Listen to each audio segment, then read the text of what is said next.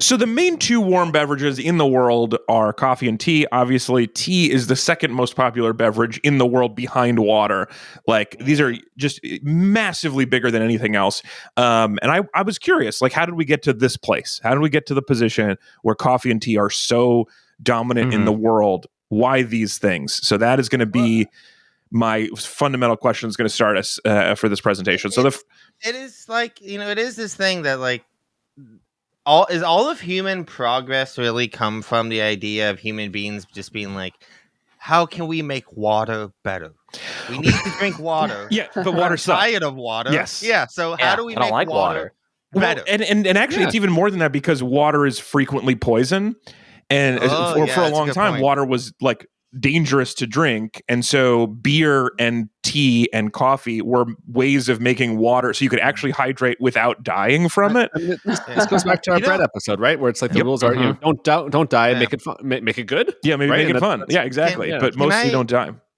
Do a quick sidebar real fast. I am literally on my first slide, but yes, go ahead. Sidebar. Yeah, I know. Well, welcome to being the presenter, Alex. All right, I deal with this every week. But no, I just want to say I love to tell the story. I have a friend named Trevor who's like stupid rich. I don't know if you ever known anyone like this who's just like his parents are so wealthy that he like lives in a different reality than us. Yeah, and does a lot of weird things.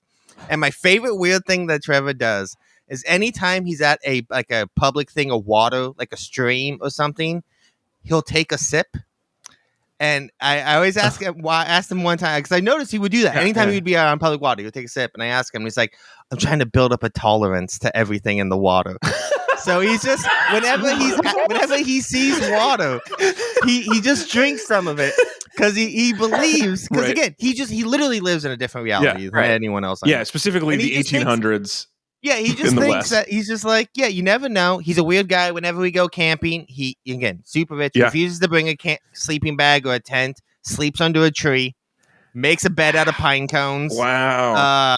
That's what kind of guy this dude is. He's very weird. Wild. Yeah. Okay. Yeah. So here's why. So there's that reason water is sometimes dangerous, but the other reason is 137 trimethylxanthine. That is the main reason why these two beverages are the two beverages. That is what you're looking at right there. That's caffeine. Caffeine is found naturally in a lot of seeds and nuts, including coffee, tea, chocolate, and cola nuts, which you know as the cola in Coca-Cola. So it used to be, everyone knows it used to have cocaine. It also used to have caffeine from the cola nut, which is adorable. But caffeine rules. We know that, right? It makes you not as sleepy in the morning. But why do the seeds want it? It kills the bugs. It turns out a little caffeine for us makes us feel cool. A little caffeine in a mosquito kills it dead. So other pests that would eat your plant, if you fill yourself with caffeine, you'll kill them. Also, it seeps into the water around your plant and kills other seeds that try to grow there. So it's like it's a pesticide and an herbicide. And it makes bees horny, it turns out. When bees eat a little caffeine, they're like, hell yeah, that's where I had the best time of my life. And then the bees want to come back and keep fucking your plant. So that's why caffeine exists in the wild. And it turns out we found a couple of badass ways to have it, to drink it. We love it. So first, let me give you these are going to be very short. I have basically 3 slides on the history of coffee, 3 slides on the history of tea. So coffee, as we all know, was invented by a goat in the 9th century in Ethiopia. This is there was actually a coffee shop. I don't know if you remember this in LA. Not just a goat. That would be the goat for sure. Yeah, right? for sure. That's the goat for sure. Well, it was specifically this is the legendary origin, which is a goat herd named Caldi who noticed his sheep or his goats were always like real happy if they chewed on this one bush. So he chewed on it and he got so hyper that he danced with his goats. That's the legend. There was a coffee shop here in LA called Caldi that was the logo was a goat. This is the famous legendary origin is these dancing goats. This almost certainly didn't happen, but goat has never danced? I mean, goats might dance. I don't know. Goats dance. I've been around goats. Oh yeah. And you're trying to Coke. It's really good. I'm a little Coke. Yeah. They're like they headbutt and they dance. That's what goats do. Everyone knows. I think this is true. I'll believe it. Yeah. Well, plausible. Well, it's funny because the origins I guess I'll skip over the origin of tea. The legend is that there was a monk that couldn't stay awake for prayers, and so he cut off his eyelids so he wouldn't fall asleep, and those eyelids fell to the ground and grew into tea plants that keep you awake during boring ass prayers. So That's the like. But That's insane. Isn't that crazy? Here's the thing, though. There doesn't need to be a person who first chewed this bush. People are hungry. We will chew every bush. If you take one thing away from this, people are always, there's this like stoner comedy thing. People are like, who's the first person who ever tried artichoke hearts? Who figured out you could cut into here and then cook it and eat? Yeah, we've tried everything. We were so hungry. Every plant, people ate everything that exists, and if it didn't kill them, they reported back good news. That's just how all plants are. I mean, when it's I was not a just kid, hunger; it's boredom too. Yeah, right? hungry It's and just bored. like, We'll chew anything. we got a lot of time. We got a lot of people. Yeah. Let's just Also, see they're what probably happens. like daring each other to do stuff. Right. Yeah, right. We also we're egging each other on throughout the whole. Because what else are you doing in the 9th century? You're a goat herd. What are you doing? You think he's not chewing every bush? So also, and coffee needs to be grown at a pretty high altitude. It needs to be grown in very moist areas. It's like mountainous rainforests, kind of a nice belt along the along the equator. But that made it hard to cultivate, so it did not travel as far. Tea is much more chill, so there's a lot more tea around. But it started in Ethiopia, in that East Africa, North Africa, Middle East area, and it traveled very well into the Middle East and became very popular in Mecca, in Yemen, in Cairo. It was hugely popular among Muslims because they could not drink beer, and at the time, beer was super popular in other places, and so coffee culture was instead of bar culture. That the coffee shops were where they hung out and had bad ideas. Isn't that? I mean, no. I mean, I think that that definitively proves that coffee is better than tea. Right? You drink tea, you get colonialism. You drink coffee, you invent the concept of zero. It's true. And, you know what I mean? Yeah, and that's spaghetti, a lot of other cool shit. Well, wait, yeah. hold on a second. Hold on. Should we have zero though, guys? Because like, if we didn't have zero, no one would be broke. Yeah, zero's actually not so great. It ain't ever done nothing for me. You're saying, Ezra, you would just but you would skip from 1 to -1. That would be you'd be broker. I don't know if we have negative numbers either as a result. I don't know if that came from the Middle East. I know that's a good question. Yeah, I mean, I do think that Anthony, you will find coffee also very related to colonialism. So I don't know if they definitely don't get a pass on that either. The one fun fact about this is that one of the big export ports in the Middle East was the port of Mocha, and it was spelled Moka, but that's where, and the coffee that came out of there had a chocolatey flavor. There's a lot of chocolate coffee crossover. They're kind of similar plants. And so that's why chocolatey coffee is called mochas, is because of the port of Mocha. And then the last important step along the journey is that the Turks in the 16th century just dropped it off in Vienna while they swept through and killed everybody. And then that's how it started off in Europe, and it spread through Europe. I mean, okay, look, just probably not everyone, right? Someone had to have done something with the coffee at some point. Yeah, it's like how like the Dread Pirate Roberts leaves someone alive to tell the tale. One person to drink coffee. They left one Viennese person alive to go spread coffee around. But yeah, so they brought it up while they were killing Europeans and dropped it off, and then it spread through Europe and it took off. And we think of the argument as coffee versus tea, but the real argument in Europe was coffee versus beer, because everyone was drinking beer. There was beer everywhere. There were beer halls, and so trying to get coffee to take its place, which I think is a fascinating question about humanity, as to whether we end up with uppers or downers. Oh, if Hunter had been there, he'd just like, guys, have you ever tried mixing beer and coffee? Oh god, Beer and coffee. I mean, he certainly would have been executed for that, right? He can't.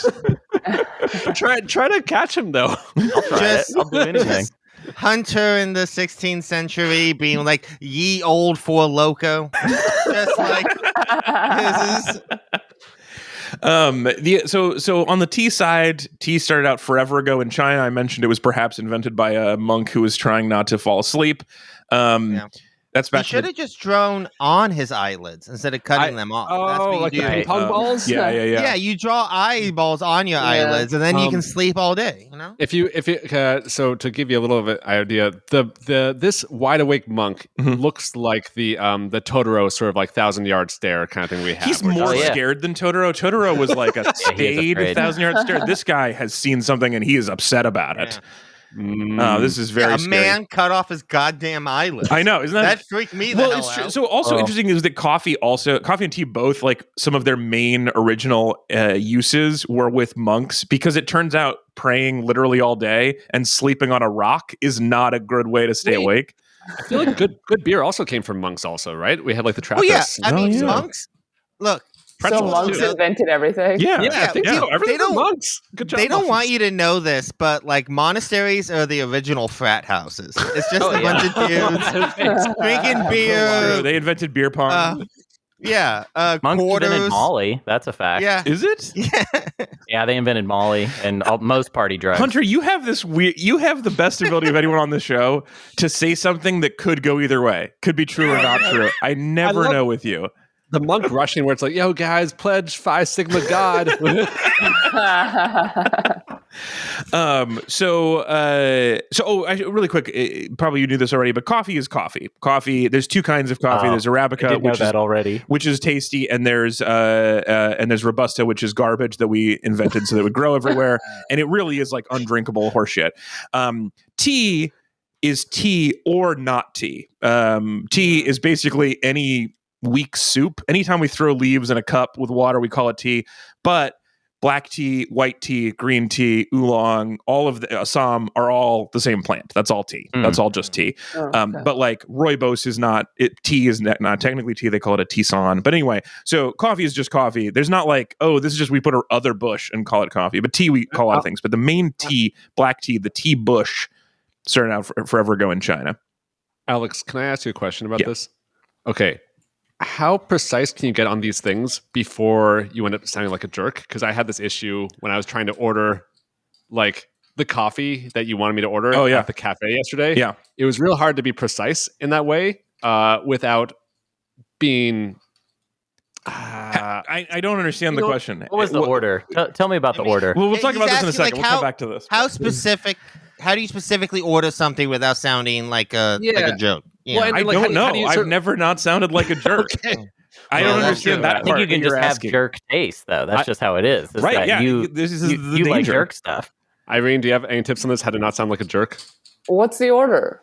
Well, so this was a one single origin Ethiopian light roast. Pour over. Okay, well, yeah, I mean, when you start with single origin, you're going to sound like a jerk. So the only way you can avoid sounding like a jerk, Ezra, is by reading the signs and knowing if it's going to happen or not. You don't have to ask. Is you looked at what they were. There's a board that says what they're pouring over today. Yeah. Order the coffee. You could, know what I mean? Well, so we're going to come back to the quality issue in a second. We're going to talk about that in a second. So let's put a pin in that. Really quick, just to finish up on tea. In the 17th century, so tea had gone from China to Japan, like a lot of things did, or vice versa, depending on who you ask. But as Anthony mentioned, if we think back on his presentation, the Dutch were the only Europeans allowed to trade with Japan. So the Dutch got hold of the tea market, brought a lot of tea over. And then actually the reason why we have tea in India was not a big tea producing region, but the English didn't like giving any money to the Dutch to get tea. And so they took this big piece of land that no one was using called India, and they started growing tea there. And actually, interestingly, India was not a big tea consumer until like the 50s, which is fascinating because it was mostly a colonial product and they weren't as into it. I mean, I think that happens in lots of places where it's like, I remember this when I was in Costa Rica, where like a lot of like, say, good stuff got exported for a while. And that's. So then, and then in the 18th century, in the most famous act of patriotic vandalism, people in the U.S. threw tea overboard into the ocean, and that's important because we're going to come back to that in a second. But so that's the history that's how of tea. That's how Atlantis Alex? also got into tea as well. Just everyone loves caffeine, even the fish. Alex, do you know when, like, because I'm not a huge tea drinker, obviously, like I will enjoy it, but like one of my things that I've always kind of appreciated about tea is there's like a more of a ritualistic kind of routine to like preparing it and all of this. And like that's for some reason, like drinking coffee or just like eating coffee, like shoving just uncooked coffee beans in your mouth is much easier to imagine. Doing that? Uncooked? Well, What are you like, saying? You just I mean, like, coffee in the beans? Are you like in the wilderness? No, I Are mean you like a in like goat? the ninth. Yes, I am a goat. I mean, like in the 9th century, it's easy for me to understand how people get to coffee. Tea, though, you have to like strain it. You have to like boil hot water. You have to do all these things separately. So just so you know, you don't have to have all of that work with tea. You can just throw you can take green tea leaves, throw them in water, and then just drink it and don't swallow the leaves. That's like the chillest way to drink tea. And can I swallow the leaves if I want to? You could also swallow the leaves if you want. I don't know what happens. Cowboy tea. 3 leaves. So? Yeah, so basically with both of these things, Anthony, there's a chill version where you just chew on the tea leaves and you get caffeine. You chew on coffee beans, you get caffeine. And then because people were bored and hungry, they tried everything. And eventually they figured out, actually it tastes really good if you dry the tea leaves first. But same thing with coffee. You dry the husks of the coffee and then you get the bean out of it. And then it turns out it's even better if you roast it. Like people were bored. They tried everything. As far as the ritualisticness of it, coffee also has a huge ritual in other places. Middle Eastern coffee service is like so ritualistic and amazing. If you go to an Ethiopian restaurant, order an Ethiopian coffee service. It's so fun. I was at an Ethiopian restaurant and they were like coffee service. And one of the things it listed is like, comes with this, and smells. And I was like, you're selling me smells? That feels weird. Sure enough, the cook came out of the kitchen holding a frying pan full of coffee she had been roasting and waved it around our table and then left. And it smelled incredible. It was so good. Wow. Worth putting on the menu, man. You get smells. So so ritualistic other places. Also, I want to shout out during the whole process of like making, I think, both tea and coffee that like in the early stages. I think there is some fermentation in like the bean process as well. Interesting. So I think with like some of the drying stuff as you're like getting away like the fruity bits. So I want to say like old shout out to our alliance buddies, bacteria and probably yeast. Hell yeah! So that's from the bread episode. Okay, so quick numbers on it. Coffee we drink worldwide about 2.25 billion cups a day. Or 140 or 3 billion cups a day worldwide for tea. And the numbers on this are hard to get because it's just hard to ask everybody. But those are some estimates that I was able to find. Just slightly more. We actually consume like 3 times as much coffee bean as tea leaf by weight because it takes way more bean to make coffee than it does leaf to make tea. In the United States, though, it's very much flipped. It's about 146 billion cups annually to 81 cups of tea annually. Also, the U.S. majority of the tea consumed here is cold, which is weird, and the rest of the world thinks we're very strange for that. But I think we're right. I do think hot coffee is better than cold. Yes, for sure. Yeah. And I mean, cold things don't smell is a weird thing about the way the world works, and it freaks me out. So, like, even though cold brew, we've solved cold coffee not being disgusting, it doesn't smell like anything, and that freaks me out. Wait, is that true? The smells not as much. Yeah, you can get some smell, but like most of the smells come off of both the heat pulling the oil out and then the steam rising it, and so it can get into your nostrils. So cold stuff just barely smells like anything. So yeah, cold brew smells like nothing, which is really weird, because hot coffee smells so amazing. Just a couple other fun numbers. China is the largest consumer of tea in the world. Finland is by far the largest consumer of coffee, and the U.S. is somewhere between 11 and 8th place, depending on who you ask. But Finland, every ranking, the most coffee. And I tried to figure out why, and they were like, it's cold. That's it. That's the best they've got. It's just really cold. But also like Sweden and Denmark are up there. So like I think it's just dark and cold. They also have like 40 government sanctioned breaks where you have to like drink an espresso. And they do have a lot of sanctioned espresso breaks, but I don't know if that's a chicken and the egg thing. I don't know. I mean, Sweden does have like kind of a ritualized fika. Is there like kind of like a afternoon coffee break time, and that's for sure like part of the culture. I love it.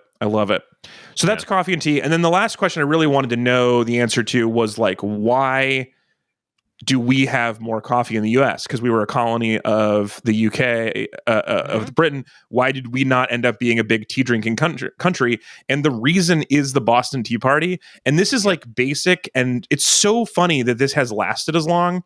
The main reasons why, like the reason why the Britain went with tea and not coffee is because they ended up growing a ton of it in their colony in India, and then it was like a cool patriotic home beverage. It's like we grew that. The Dutch have coffee, we have tea. We're going to become a tea country. So there was a point when it switched. In the U.S., we were huge tea drinkers, and then during the Revolutionary, do you guys remember during the Iraq War where Bush was like, French fries, more like freedom fries, freedom fries, right? And then we were like, so if you look at statistics on French wine consumption in the United States, they cratered during the Iraq War and have not actually recovered since then. So insane, idiot, patriotic dumbness is what like ruined the French wine industry in the United States. It turns out we actually did that during the Revolutionary War. They were like, don't drink tea. That's for the bad guys. We're a coffee country now. And it worked for hundreds of years. I have such a good idea, guys. So if it starts with starting a war, I'm not into it. No. I don't need to. So you just take whatever problem you have and say that it's England's export, right? So it's like, oh man, all this racism we have here, that's actually from England in the first place. Oh, yeah. So like we have to actually like, get rid of that. Stop consuming all that English racism that's been like clogging up, like our lives. And said that you're like, okay, I guess we have to like, treat people with, equity or something. Yeah. That'll work. That'll definitely work. We don't even have to think about it further than that. I mean, that's pretty much solved, right? I mean, that's absolutely. That's what they're looking for. Okay, this is a new pitch for sure. Try it on for size, mix some Coke with it, whatever you need, Hunter, to get behind this. I mean, this is kind of what happened in the 90s with like Blur and like Oasis. Like we threw them in the ocean and got Matchbox 20 instead. Like we are kind of still doing this. Yeah, you know what I mean? We're not taking the superior music. I'll take that. Okay, that is how I think Poseidon really got into Blur though, for sure. Oh yeah, for sure.